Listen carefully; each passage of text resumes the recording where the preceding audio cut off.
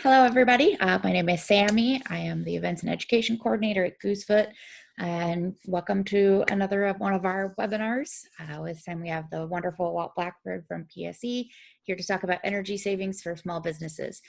This class, like all the others we've held this year, is going to be recorded and put up on our YouTube channel, so you can check this class out later there as well, as long as our whole playlist of videos. So if you have questions at any time, please feel free to put them in chat. I will be constantly checking it and letting Walt know if there's any questions. But for now, I'll go ahead and turn it over to Walt for the presentation. Okay, thank you, Sammy. Just by way of background, I've been with PSE now for 12 years.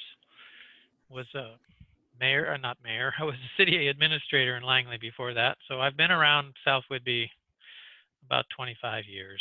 And my job, for the most part, has to do with being out in the community, helping our customers understand our programs and services through activities like this one today.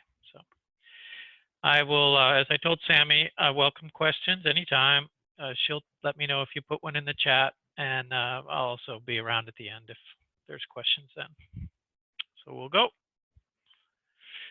So I just like to start by establishing a little context for those who may not be as familiar with PSE, but it's a pretty big company, covers a lot of territory, as you see in the map. And in some areas we provide just electricity, like on Whidbey. Other areas we provide only gas, and some we provide both. So that's where we are.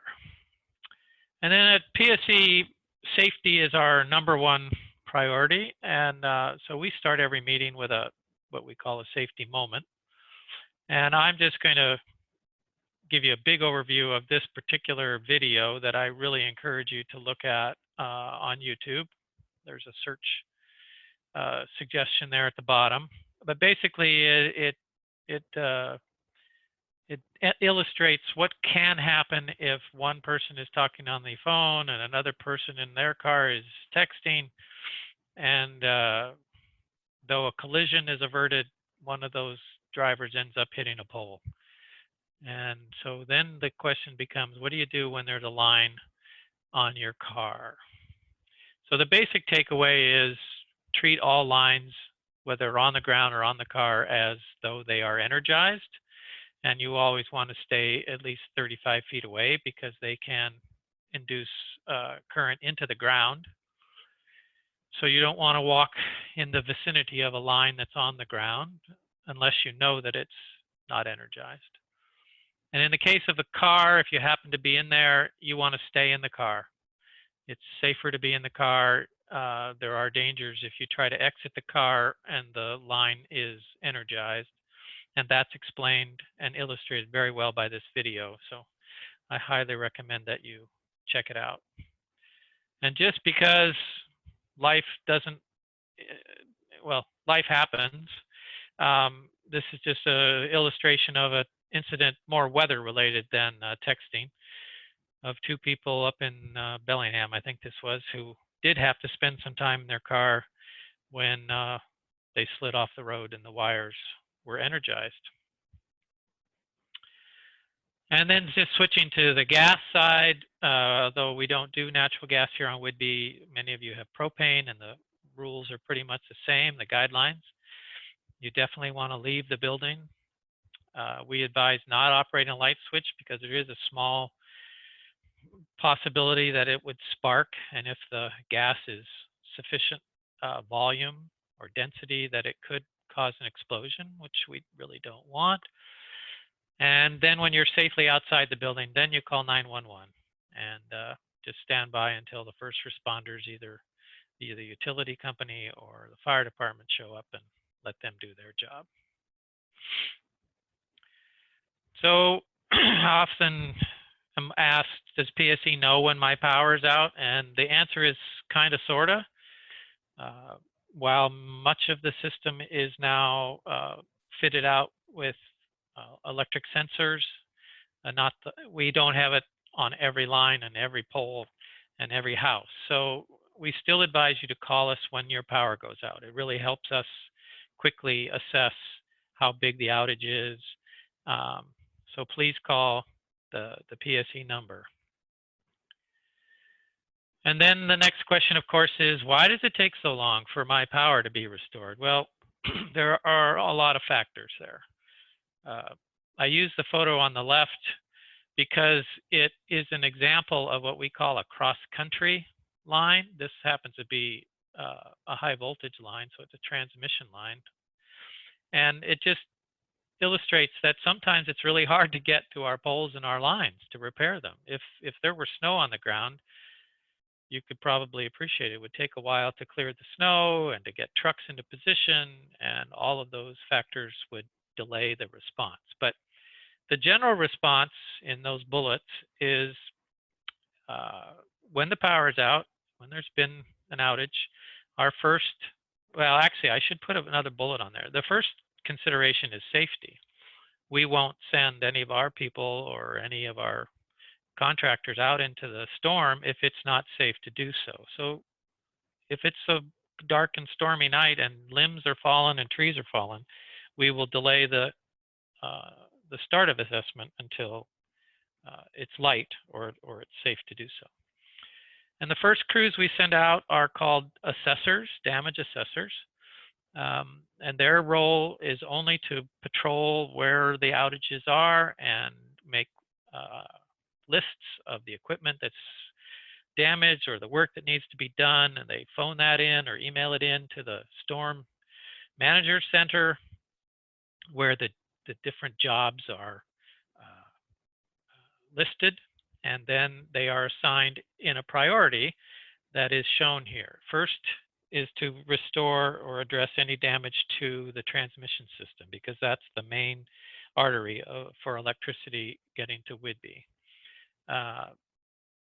Beyond the transmission, we got to make sure the substations are in one piece and that they will take power and redistribute it into the neighborhoods. Once the transmission and the substations are up, then we focus on essential services as a matter of law and regulation established by the Utilities Commission. So we will send crews to water treatment, sewer treatment facilities, schools if they're in session, public facilities like jails and hospitals. And so our priorities will be there before we begin to address the distribution system, which is where you live and probably where you work. And the rule there is to energize as many people as possible in the shortest amount of time. So the bottom line is, if you live at the end of a long dirt road with 2 or 3 other houses, it may take you, we may not get to you until till later. And that's just the way the rules go. In this particular year, there are some other factors to consider. It's projected that it will be a La Nina winter as opposed to an El Nino. And La Nina just means that on average, the winter will be wetter and colder. And this has to do with the surface temperature of the sea at the equator and the influence it has on circulation of hot and cold air. We also have a lot more people working at home, or kids even at home if they're not spending time in the schools. Our crews are certainly, their activities are affected by our COVID precautions. So they're not able to accomplish as much perhaps in the same amount of time, which leads to the potential for longer outages. So we just want our customers to know that that's a possibility this winter. When it comes to generators, it's very much a personal decision. Obviously, there's a cost involved, and but those of you who, or those customers who are on any kind of health support equipment definitely should be prepared for outages. And either that means having a backup generator that will at least power your equipment, or having a place to go where you know that you can plug in and you'll find backup electricity. Also, because of the COVID situation, we can't be sure that all shelters will be open. So don't plan, don't assume that. which leads to the last point, which is be sure to have a backup plan. If the power's out for a day or two and you can't stay in your own house for whatever reason, best to have a friend or have a plan to be in a warm place. I added these two URLs, these links, just so you know there is information on PSE's website about generators as well as how to create an emergency kit. So let's get into the energy saving part. As I indicate here, sometimes saving energy also reduces carbon emissions, which is something I think we all probably want to accomplish. And for small business people, I'm really going to hit only a few of the most popular programs. There's a lot more on our website, but these are the ones that seem to get the most interest. All of us have lighting, all businesses have lighting, and right now there is a special incentive in place for larger projects where the incentive is at least 50% higher, and we pay up to 70% of project costs. Now the 70% number is determined, on a one-off basis. Each project would be assessed differently, but that's just the potential, the greatest potential. It is necessary that you submit a plan, an application, and that be approved before you do the work. But you have all of next year to do the work, complete it. So apply this year and then have all of next year to do the work after it's been approved and you know how much a PSE is going to help you pay for. If you have smaller projects, just want to replace some lighting, some bulbs, or fixtures, there are discounts at point of purchase in ACE and some of the other hardware stores around the island. We have from time to time, or have had on-site energy assessments for small businesses. These would be customers under 10,000 square feet. Now, we suspended the on-site assessments during the pandemic, although we will make an exception if a business is closed and there's, people aren't working there. It is possible to schedule an assessment, an on-site assessment. We also have now a program for virtual assessments where the customer coordinates with our contractor and they just walk through their buildings with their cell phone, on, I assume, Skype or FaceTime or one of those. And then our assessors can get a pretty good idea of what needs to be upgraded and what PSE can help pay for or even provide for free. So to check on your eligibility and availability, go to that email, or always call Energy Advisors for any questions you might have about any of these programs. When it comes to HVAC, this is more typically an owner's responsibility, but that doesn't mean renters can't explore the option with the property owner's authorization. We do have programs that will upgrade your HVAC controls, which, much like a internet connected thermostat at home, would just help you manage when the heat or the air conditioning is on and off. We also have programs to replace electric resistance heating with heat pumps, although we don't have any incentives for switching from gas because that actually adds to our electric load, and we want to induce you and incentivize you to reduce the amount of electricity that you use. Commercially internet connected thermostats, last I checked, the rebate was $200, which helps pay some for that. And then we have various grants, custom grants for both retrofits or renovations and new construction projects. In the new construction area, what we can do is incentivize you to exceed energy codes. We won't help you pay for meeting the code, but if you choose equipment that is more efficient, then we will help cover those costs. As I note, we have programs both for multifamily construction and as well as commercial retail type settings. And if you contact us in advance or early in the process, our energy management engineers will even help you identify the equipment that is best suited to your circumstances and will lower your usage and your operating costs. And finally, I think this is finally, yeah. There are programs for restaurants and lodging. Lots of equipment in both locations or in both types of businesses that can be incentivized with rebates. So you can check those out. And then I know because you're all, even though you're on a business seminar, you're probably a PSE customer at home. I'll just hit some highlights there that similar to businesses, we have appliance rebates for, I believe, clothes washers and dryers. The heating system rebates, again, are like replacing resistance baseboard heaters and wall heaters with ductless heat pumps. And the amount of the rebate right now is $800. The insulation rebates have to do with the amount of square feet that you cover.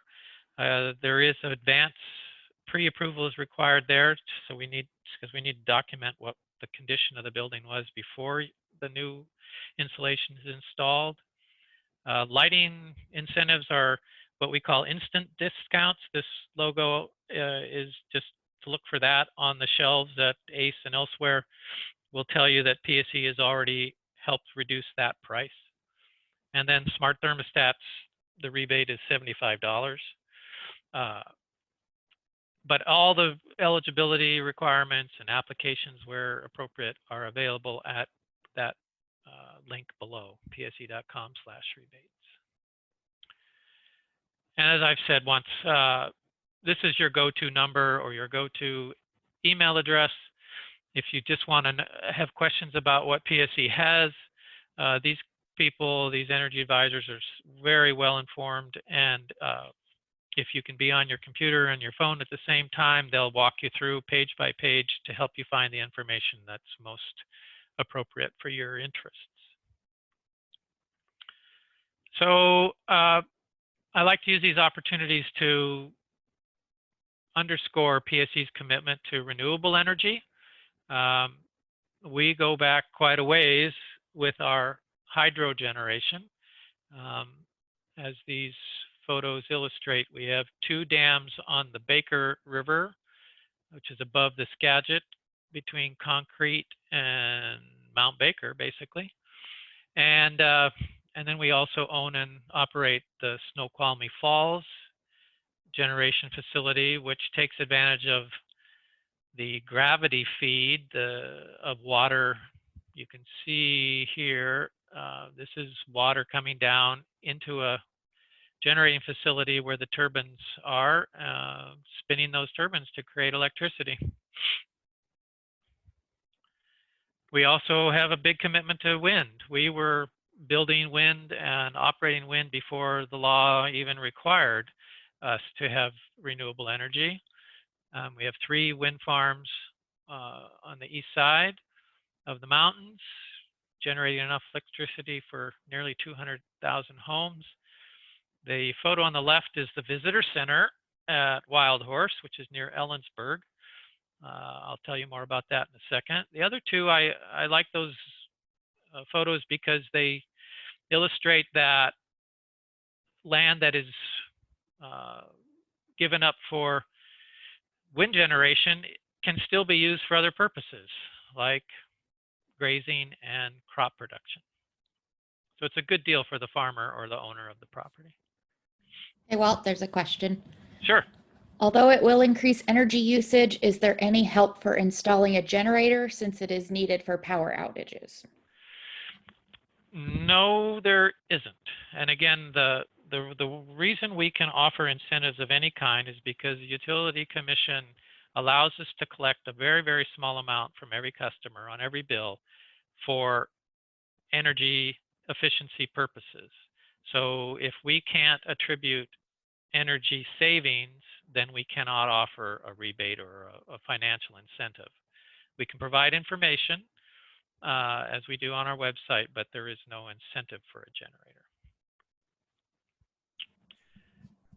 Okay, focusing just for a second on Wild Horse. This is the facility near Ellensburg. I love the photo in the upper left just because it gives you a real sense of scale of how big these things really are. The photo in the lower left gives you a sense of scale of how many wind turbines can be put into an area and operate efficiently. They're very scientifically located so they don't interrupt the wind on each other, and they get the right angles and so forth. And then we're proud of the fact that up at Wild Horse, we manage the land as it will support the wildlife that was there when we got there and will continue to be there. So there's quite a large elk herd on the property as well as other wildlife. In terms of solar, PSE only has this one solar application or solar farm that we own. It was installed at Wild Horse when we built it, and at the time it was a pretty big deal. Now it's not such a big deal, so much bigger systems have been built. But it was a good chance for us to test the potential of solar, particularly on the east side of the mountains. And then that's a good segue into how climate and clean energy come together, and PSE's commitment to doing everything possible to move to a clean energy future. We developed and adopted a plan we call Together about 3 years ago, which is all about reducing our carbon emissions. You can find a lot of information at this website. Then after we made that commitment, then the legislature and the governor brought into law this Clean Energy Transformation Act, which requires utilities like PSE to eliminate all greenhouse gas emissions for electric generation by 2045. And we think that's doable and may even get there well before that time. A big step in reaching carbon-free electricity is to eliminate coal. And our current plan is to be out of all coal generation by the end of 2025. And you see the 3 steps there. 2 of our Montana facilities have already stopped. They're not operating. We will exit the Alta Vista plant in 2025, and then we're looking at various ways to close the other coal strip plants no later than 2025. We also, as an electric utility, recognize we have a big role to play in the electrification of transportation. If any of you are even beginning to think about electric cars for yourselves or your business, we do provide some pretty good advice through our newsletter and on our website. The energy advisors, again, can provide you with some background. And where we are in right now is that we are in various phases of several pilots, largely to see how people use this equipment, whether it's at a workplace or in a townhome community or public charging stations. We just opened our first PSE branded public charging station in Lacey. Others are in various stages of development. And then we'll get to how individual customers, businesses or residences, can support the green power options that are currently available. Some of you may already be green power customers. This is simply a voluntary program that PSE created, gosh, a long time ago, 15, 20 years ago, I think, where for a small additional amount per month, a customer can match some or all of their energy use with green power. And the green power comes from the sources in that diagram. As you see, most of it's wind or solar. The money we collect does not it does not contribute a profit or any to PSE. It's used 100% to purchase the renewable energy credits from these projects, which gives the green power customer the, I guess, the right to claim that those kilowatts have been produced for them, even though you'll never see those particular kilowatts. At least you've contributed to, you've been responsible in part for getting those kilowatts into the grid. That's the basis for the whole program. And we have a similar program that's just 100% solar, where projects that are on usually public buildings, schools, community centers, things like that, we will, in a similar way, purchase the renewable energy credits on your behalf, and you can claim up to 100% of your energy use is coming from solar. There's a lot of people who can't build a solar where they live or on their home. It's not properly located or don't have the capital, but you'd like to support it on a monthly basis, and this is how you could do that. The net metering system is probably more familiar to everyone as just solar panels. PSE does not offer, in fact, we cannot offer any kind of a financial incentive, but we do participate in the state's production incentive program, which means that if you install solar panels on your home or business, you'll use what you need, then you'll send back to the grid anything over that you produce over what you use, and that is credited to you through the net meter. Then when the seasons change and you're producing less than you need, you will be able to draw down on your credit. So there's no financial exchange there. It's a kilowatt credit exchange. But many people can build a system or install a system that basically gives them zero energy costs for the year. And that's why more than 10,000 customers have done this within PSE's territory. This is a fairly new program. It's intended for our larger commercial customers, government customers. We invite them to enter into long-term agreements. It guarantees their rate for that period. We had our first project in 2016, and it just quickly was subscribed, so we went to a second, and it was quickly subscribed. The first one is this wind farm at Skookumchuck Ridge down in Lewis County. So it's coming online this month. And then we have a solar farm in Eastern Washington that's in the permitting stage. And then I understand there are plans for a phase 3. And that, believe it or not, brings me to the end. I'd just like to leave a little positive note that PSE is very committed to protecting our lovely eagles and osprey and all the swans and geese over in Skagit Valley. So we have a team that does nothing but evaluate our installations to make sure they're as safe as possible for our feathered friends.